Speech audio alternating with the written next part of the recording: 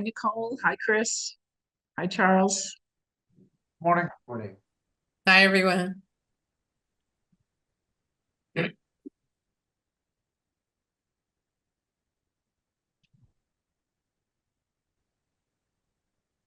Hello, everyone. Good morning. Good morning.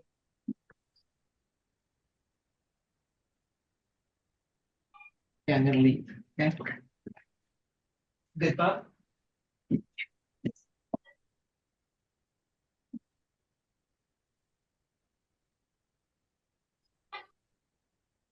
Good morning, everybody. Can you hear us in the room? Yes. Okay, great. We're just making sure everybody's cameras are seen. For Margaret.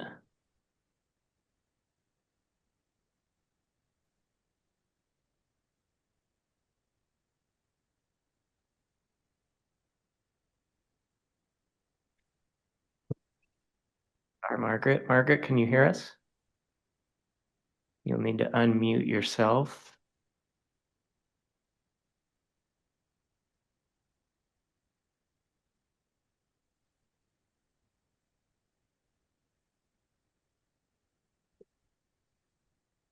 Okay, did that work? We've got you. And Regina, would you mind just unmuting and saying something? Hello. Hello, we've got Hi, you. everyone.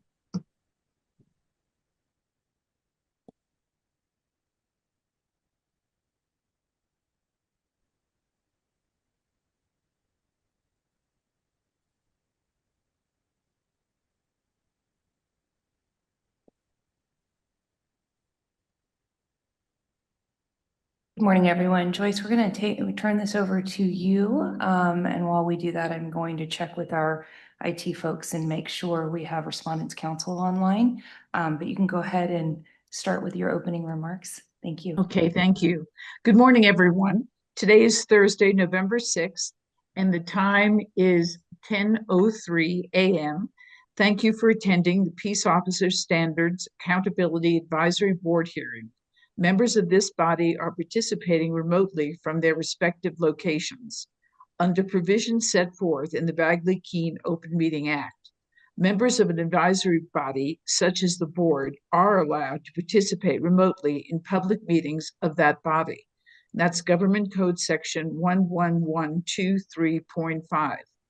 The location of a member of the advisory board attending remotely need not be disclosed, and that location need not be accessible to the public. And that's according to Government Code Section 1123.5, Subdivision D.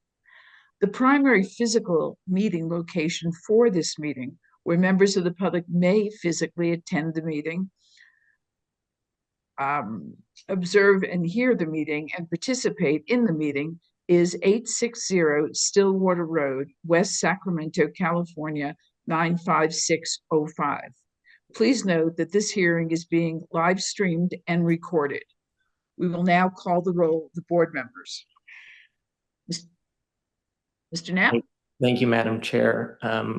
Members of the body, if you would just unmute. Member Clavo. Present. Clavo present. Member Crawford. Present. Crawford present. Member Doyle. Present. Doyle present. Chair Dudley. Present. Dudley present. Glacier. Glacier absent. Member Johnson. Present.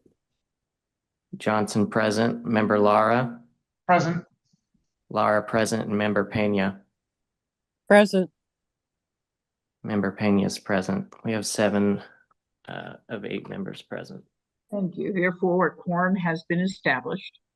I would now like to introduce Board Counsel Christopher Beatty, who is appearing remotely, and Post Assistant Executive Director Anne Marie Delgado, who is present at the primary teleconference location, Post Headquarters in West Sacramento. This time is set aside for members of the public who wish to comment on items not on the agenda, but those within the board's jurisdiction. Public comment on matters on the agenda will be heard after each item is presented. Public comment on specific peace officer revocation cases to be heard today will be heard at the time of the hearing of each such matter. Please be advised that the board cannot take action on items not on the agenda and may discuss those matters only to the extent necessary to determine whether any matter should be made an agenda item at a future meeting. To respond briefly to statements or questions posed, to request clarification, or to refer the item to staff. Please remember that this meeting is being transcribed, so I may politely interrupt and ask you to repeat or speak slowly and clearly so your comment can be correctly captured in the transcript. As the board chair, I may ask members of the public to limit their remarks to no more than 3 minutes, pursuant to existing board policy. I may conclude the public comment period if multiple speakers are voicing repetitive or similar statements and the 15-minute public comment period has expired. You will be given 3 minutes to speak if the time limits will be strictly enforced. So please ensure that you complete your thoughts within the allotted time. Before I open comment on matters not on the agenda, please note that if you wish to comment on disciplinary matters scheduled to be heard today by the board, you must wait until that matter is called to offer public opinion. If you have a specific complaint about an officer that is not on today's agenda, you should file a complaint with Post or with the officer's employing agency. Staff can assist you in this manner. I would like to remind individuals making comments to not discuss pending complaints or pending disciplinary actions that may later come before the board for recommendation. If the board takes action on your complaint, you will have an ample opportunity to address the board at that time. Following these rules is necessary to comply with the laws and to avoid compromising the board's mission. I will now yield to the Assistant Executive Director to manage and call for public comment. Thank you, Madam Chair. Is there anyone here physically at the location that would like to make a public comment today? Seeing none in the room, is there anyone online who wishes to make a public comment on matters not on the agenda today? Madam, I have no opening public comments. Thank you. Thank you, ma'am. We now move to the next item on the agenda. We have only one case to hear today. We will only be reviewing the facts and evidence as presented by this division. This is not an evidentiary hearing. The rules of evidence do not apply here. Evidence is not formally admitted into the record. There is no need to make any objections, and objections will not be ruled upon. Under the Penal Code and applicable state regulations, this initial hearing will determine only if the matter proceeds forward for commission review.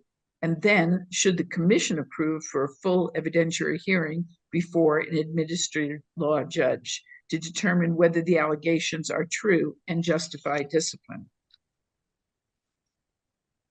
For those commenting on each item at this early stage, the board must only consider the facts that the division, after investigation, believes can be proven at a later evidentiary hearing. For that reason, today, the board will entertain arguments as to whether or not those facts, as presented by the division, demonstrate clear and convincing evidence. In other words, a high probability that serious misconduct, as defined in Penal Code Section 13510.8 and Commission Regulation 1205, occurred. Actions by the board or the commission prior to a full evidentiary hearing amount to a final determination that an officer did in fact engage in misconduct or that revocation or suspension is ordered. That will be determined after the evidentiary hearing. At the conclusion of the law enforcement consultant's presentation, the board will have an opportunity to ask questions, then public comment from the subject officer and/or their counsel will be taken, followed by the members of the public. Further discussion by the board will be allowed. If necessary, the board may go into closed session deliberations after the case or wait and adjourn into closed session to deliberate on all cases. But in this case, since there is only one case, we would choose, if we chose to go into closed session, it would be on this case exclusively. After reconvening into regular session, votes will be taken on each case. At this time, I will now call upon law enforcement consultant William Imboden, Professional Conduct, Los Angeles County Bureau, and Simone Renetta, attorney for Legal Counsel Bureau, to provide a report on case post 2306324, Luke Baxter Walden, who at the time of the events at issues in this case was employed by the Los Angeles Police Department.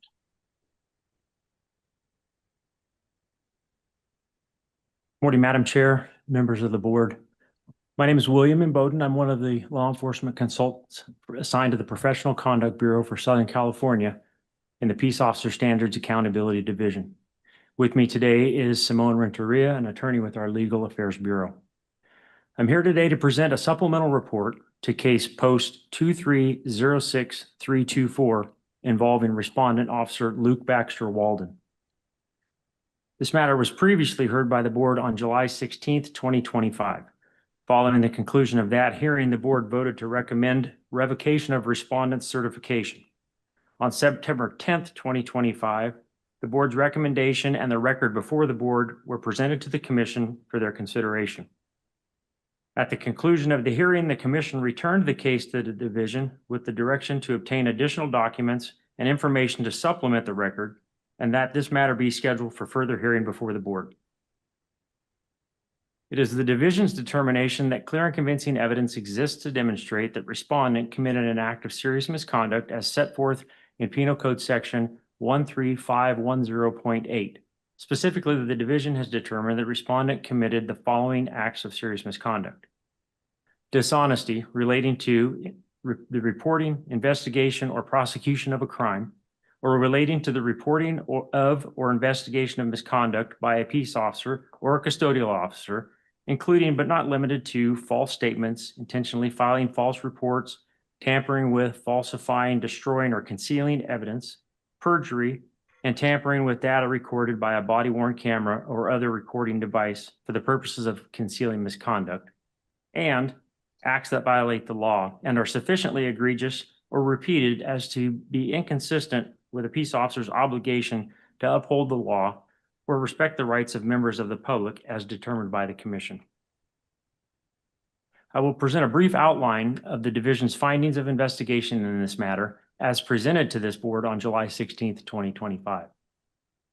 On April 22nd, 2021, U.S. Customs and Border Protection intercepted a suspicious package from China at the Los Angeles International Airport mail facility. The package, which was labeled, quote, fuel filter and addressed to respondent at his home address, actually contained an illegal firearm silencer. Upon learning respondent was a current Los Angeles Police Department officer, the investigation was turned over to the LAPD Internal Affairs Bureau. LAPD inspected the item and determined that it was a firearm silencer as defined by Penal Code Section 17210. Further, an automotive expert determined it could not function as a fuel filter as it had no filtering properties. LAPD conducted an audit of respondent's internet search history on department computers and discovered respondent had conducted numerous searches of websites selling firearm silencers advertised as fuel filters. The searches ended on March 15th, 2021.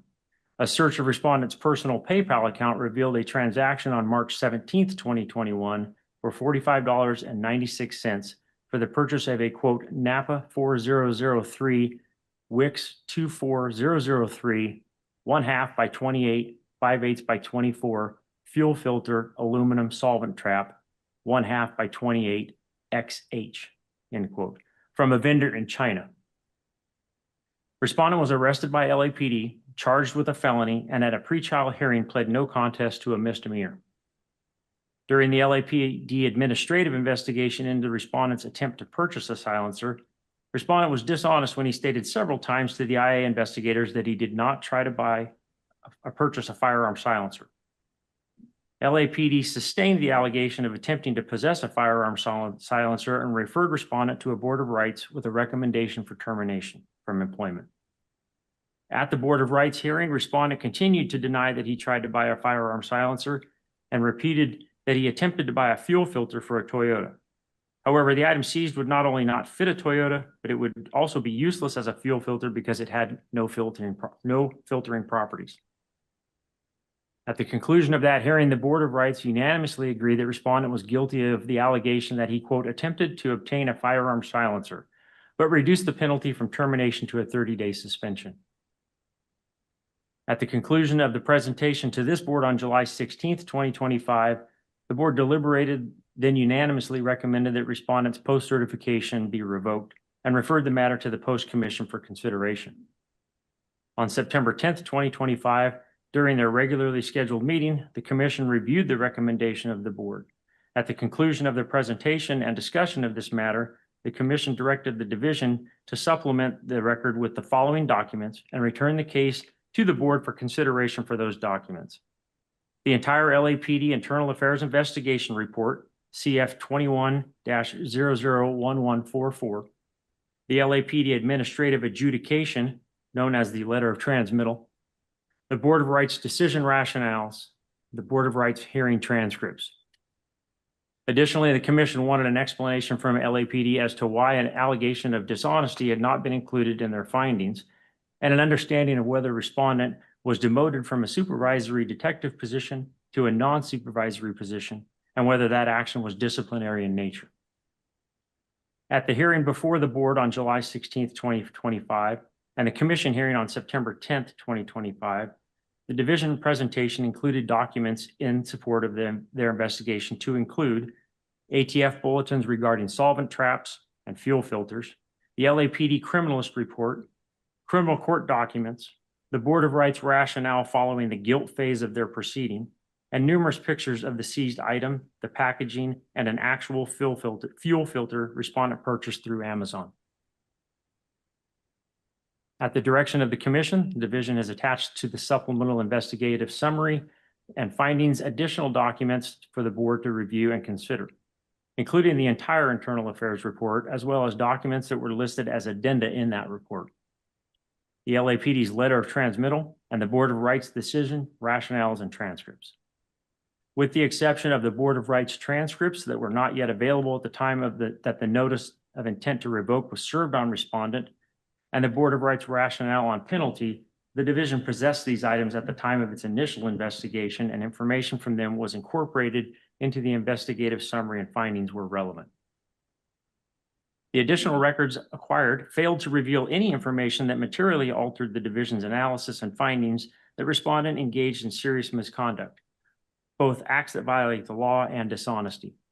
Rather, the additional documentation strengthened the division's allegations and provided clarity on why LAPD did not put forth an allegation of dishonesty in their IA report. LAPD Professional Standards Unit, PSU, Captain David Wang notified the division that LAPD made the decision not to, quote, stack the allegations against respondent by including an allegation of dishonesty when an employee denies committing acts of misconduct. However, he clarified the lack of a formal allegation was in no way an indication that the department believed respondent's testimony to IA was truthful.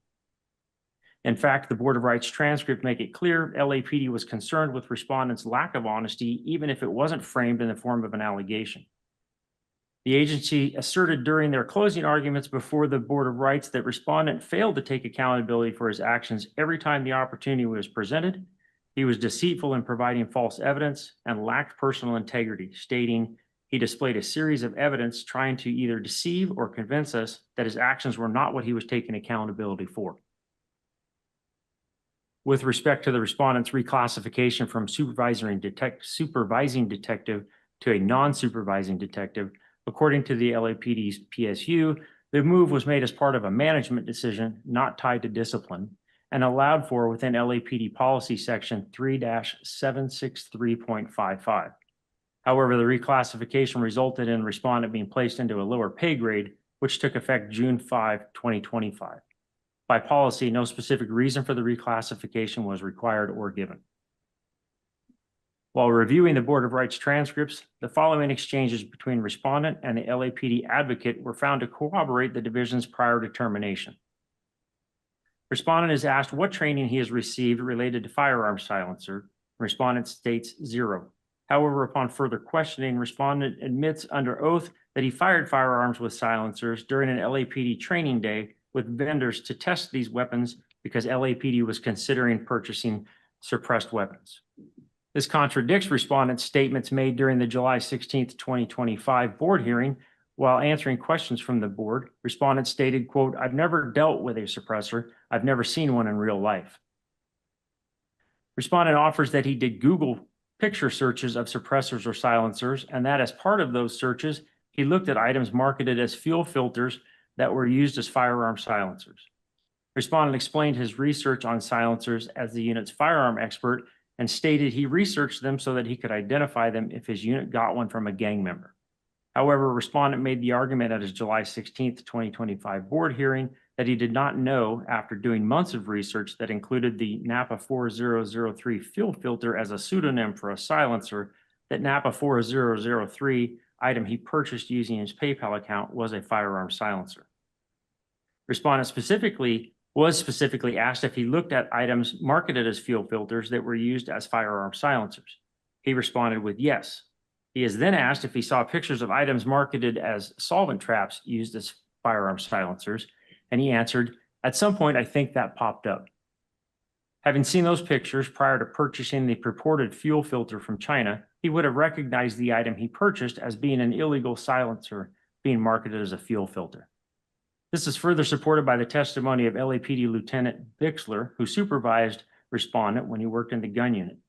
Lieutenant Bixler testified at the Board of Rights hearing that an individual who belongs to the LAPD gun unit would be able to discern a silencer if they saw it. Additionally, in response to the question, would the feature of monolithic core be something that Luke Walden was familiar with from his time in the gun unit, Lieutenant Bixler responded yes. After it is established that, quote, Napa 4003, end quote, is code for firearm silencers marketed as fuel filters, respondent is asked, so is there any reason you ordered a, quote, Napa 4003 after repeatedly looking into Napa 4003 as part of your duties into suppressors in your job?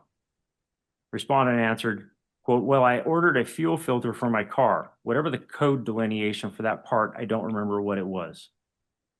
Finally, in reviewing the Board of Rights rationale for the penalty phase, the Board of Rights panel made it clear they unanimously found respondent guilty of purchasing a firearm silencer.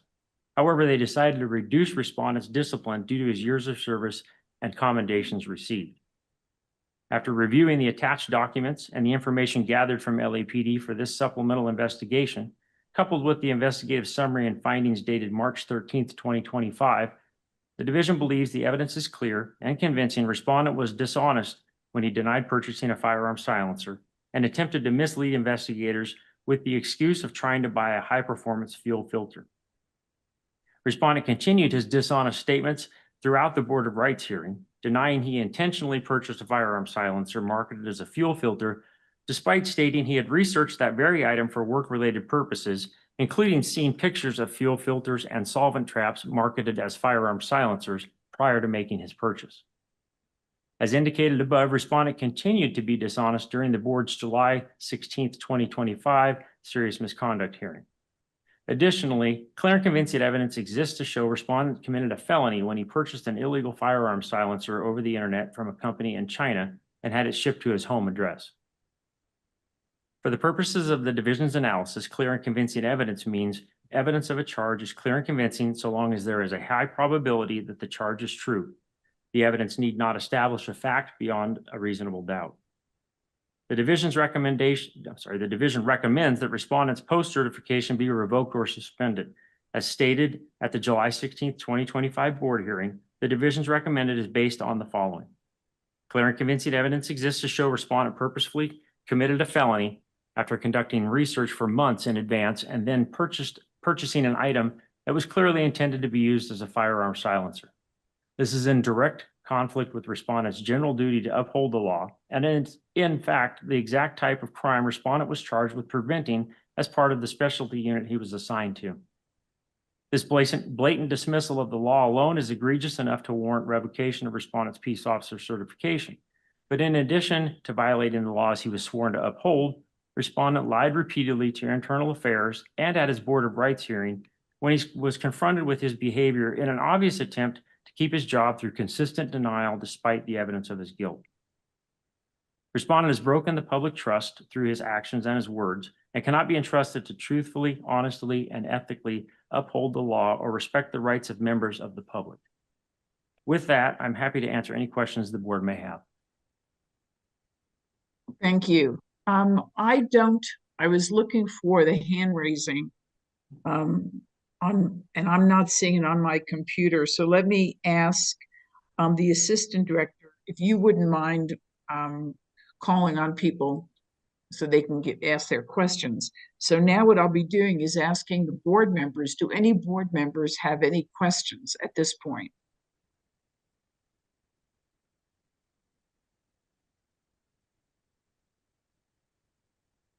Madam Chair, I don't see any hands raised or anyone wishing to speak. Thank you. At this time, does the subject officer and/or their counsel wish to make a public comment? If so, you will each be given 10 minutes to speak and the time limits will be strictly enforced. So please ensure that you complete your comments within the allotted time. While commenting, the board will only consider the facts as presented by the division today and will not consider any additional facts or defense at this time. The sole question before the board today is the following: does anything in the new material presented today warrant a new or different recommendation from the previous recommendation of the board to revoke the officer's certification? In this instance, the board concludes that there was no longer clear and convincing evidence sufficient to support a finding that serious misconduct occurred, or if the board concludes that the evidence no longer warranted revocation and instead warranted suspension. I will again yield to Assistant Director Delgado to manage the call for public comment. Thank you, Madam Chair. I believe we have Leslie Wilcox, who is representing Luke Walden. So I will turn the floor over to you, Leslie. Thank you. Thank you. Good morning, everyone. Detective Walden intended to be here, but he was subpoenaed for testimony in an LA Superior Court case for today at 8:30 a.m., so he could not join us. I want to thank you all again for your time and seeing you remotely. My position after the amended investigation is that there is not clear and convincing evidence established that Detective Walden was dishonest in his testimony to the Board of Rights. The division appears mostly to be relying on closing argument in order to determine why LAPD believed that he was being dishonest. But there is no indication that LAPD, as the department or as the investigators that were most familiar with the case, believed that Detective Walden was being dishonest, or they would have framed an allegation of such, which they do frequently. The standard in the LAPD investigations is preponderance of the evidence, which means more likely than not. For post, as you've heard, your standard is clear and convincing, which is a much higher probability that something occurred. It is not quite as high as beyond a reasonable doubt in criminal court. It's more in between those two, but it is significantly higher than a preponderance of the evidence, meaning it probably happened, or it's more likely than not that it happened. I don't think that even with the board transcripts that you have evidence that Detective Walden was intentionally lying or misleading about his purchase of the fuel filter. You do have an employee who was denying the allegations that the department brought against him. And I don't think that that on its own is enough for Post to add an allegation of dishonesty on these facts. I'm not disputing that Post has the ability to add allegations of whatever they want when they review an investigation. In this particular one, I don't think that it meets the standard for dishonesty. In particular, if you read the board's rationale on penalty, which is the second part of their rationale in the hearing, they specifically characterized Detective Walden's purchase of the fuel filter as a mistake. They did not say that they didn't believe him or that they thought he was lying. And the Board of Rights would have been in the best position to evaluate all of the witnesses' credibility, and that's the determination that they ended up making. I appreciate the investigation noting on page 11 that they're withdrawing their assertion that his second fuel filter purchased in August of 2021 was not cannot be proven that he was doing that just for an alibi. I don't know if you read through all of the transcripts, but he indicated that since he didn't receive the first one, he had to order another one. And that was originally believed that he knew about this investigation from internal affairs. And that was the reason that he made this additional purchase in August of 21 to sort of, I don't know, show that he was buying fuel filters all the time. I'm not really sure what the assumption was, but it was determined in Mr. Imboden's investigation that, in fact, Detective Walden was unaware of the investigation at that time. Detective Walden accepted the board's decision. He didn't take that further. He didn't appeal that further. He is asking at this point that the commission, the advisory board, reevaluate a recommendation for either revocation or suspension because the acts that violate the law are not a felony. He pled no contest to a misdemeanor. But more importantly, the penal code that you are set up under 13510.8C5 specifically requires that you consider their prior conduct, discipline, and service record. There is no pattern of evidence for this. You heard from Mr. Imboden today that his rank of Detective 1 was not disciplinary in nature, was the needs of the department. He has only one minor sustained complaint for a traffic collision from 2002. The dishonesty allegation, I don't believe, if this ends up going all the way to an ALJ, is going to be able to be proven by a clear and convincing evidence standard based on merely his denials of the department's questions or actions about the purchase of the fuel filter. If you do see on page 13 of the investigation, there's the back and forth questioning that Mr. Imboden was talking about. The end of Detective Walden's answer is very detailed about what he was anticipating finding on that fuel filter. This is not someone who doesn't know how to repair cars. I would also just point out some common sense that while there are ATF flyers and there is obviously evidence that some fuel filters are instead silencers or suppressors, that does not mean that all fuel filters are silencers or suppressors. I mean, anyone can go into an AutoZone and get a fuel filter and hopefully no one's going to be arrested for trying to buy a silencer. I believe that a recommendation for suspension only for acts that violate the law, not for dishonesty, is more appropriate in this case. And I'll be happy to answer any of the advisory board's questions if you have any. Thank you. Let me ask at this point, are there any board members that have any questions? Yes, thank you. Board Member Laura? Okay, can you hear me? Yes. All right, so I've been a police officer for 26 years, and I can remember with precision every single time that I have fired a suppressed weapon. One time. And that happened a number of months ago. We have an indoor police range. We use suppressed AR-15s within the indoor range because of the sound.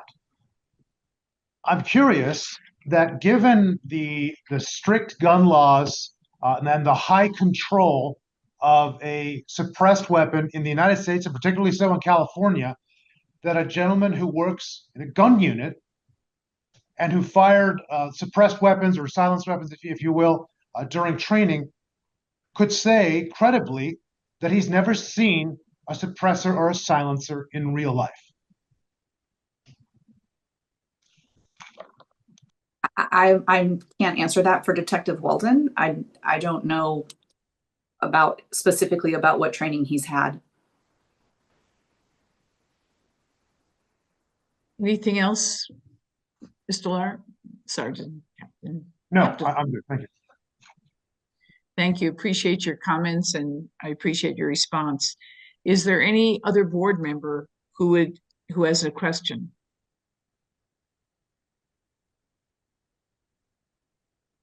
Madam Yeah, Chair. Oh, I'm sorry, Vice Chair Doyle. Yeah, I have a question to the attorney. So is your sort of like your proposition that he didn't get what he ordered, so therefore all of the questions that he answered at the board sort of supported that? Is that what your position is? Do you mean that he ordered something different than what was shipped to him? Well, correct, because you seem to discount the answer to his questions at the board as being sort of irrelevant. And so I'm just wondering if that's your position, is that he ordered something else but got what was deemed to be a suppressor and illegal. My understanding from reading, I did not represent him at the Board of Rights, so I am reading the transcript like all of you did. But my understanding is that he was not intending to order something that was, one, wasn't going to work for his car, or two, that could be mistaken for a silencer. I don't know if what he clicked on was, I believe he intended to order whatever was sent to him. I think he didn't know that it wasn't an actual fuel filter, if that makes sense. Thank you. Are there any other board members that have any questions of the attorney?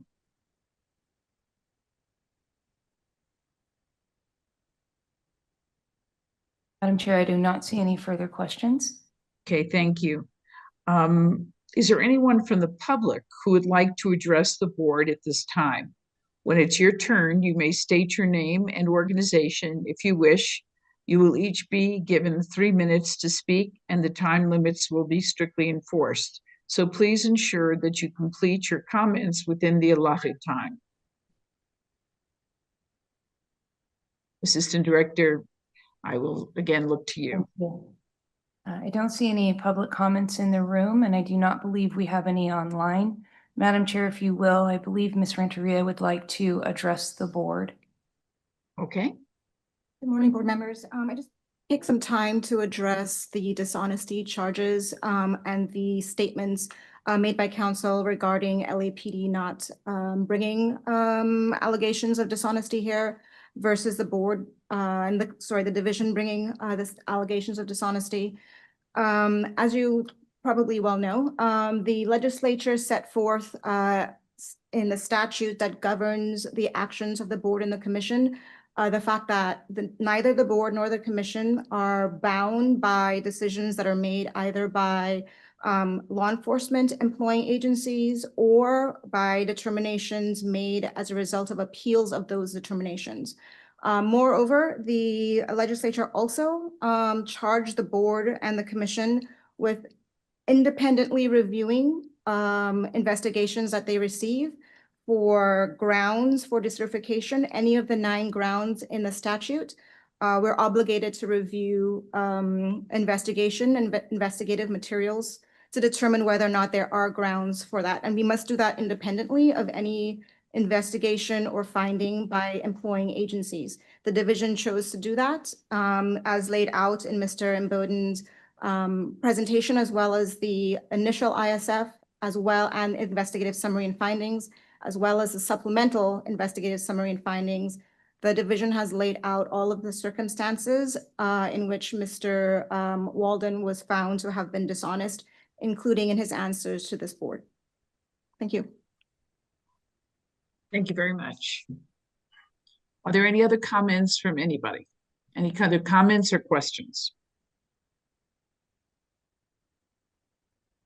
Madam Chair, I do not see any other comments or questions. Okay, so now I'll be directing this question to the board members. At this time, does the board wish to adjourn into closed session breakout room for deliberations on this case, or is the board ready to take a vote on reaffirming their recommendation of revocation to the commission in this case? I don't need to retire. I don't either. Yes, Cephas Johnson, I do not need to retire also. Is there anyone that feels, any member of the board that feels the need to retire? Okay, then we will not retire. In the matter of the case post 230-6324, Luke Baxter Walden, who at the time of the events at issues in this case was employed with the Los Angeles Police Department, does the board have any comments to make on this matter?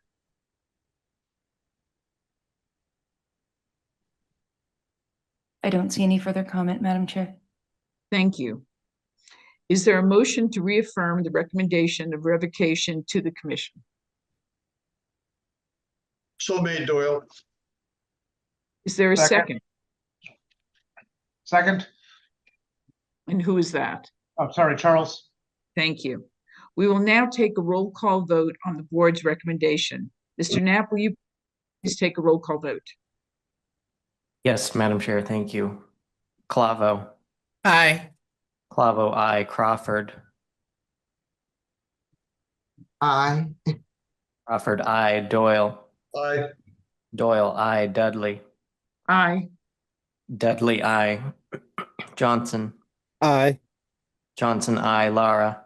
Aye. Lara, aye. Pena. Aye. Pena, aye. That's 4 ayes. Motion carries. Thank you. As this was the last Sorry, item 7. on the agenda. 7 ayes. 7 ayes. Thank Motion you. carries. Motion's passed. As this was the last item on the agenda, do any of the members of the board have any additional comments before we adjourn? No, ma'am. No. None. Seeing none and hearing none, I'll need a motion to adjourn. Is there a motion? I make a motion. And a second? Johnson, second. Thank you. The meeting is now adjourned. Thank you all for coming this morning and look forward to seeing you in February. See you soon. Thank you very Thank much. you. Thank Thank you. you. Thank you. Bye, everyone. Bye-bye. Bye.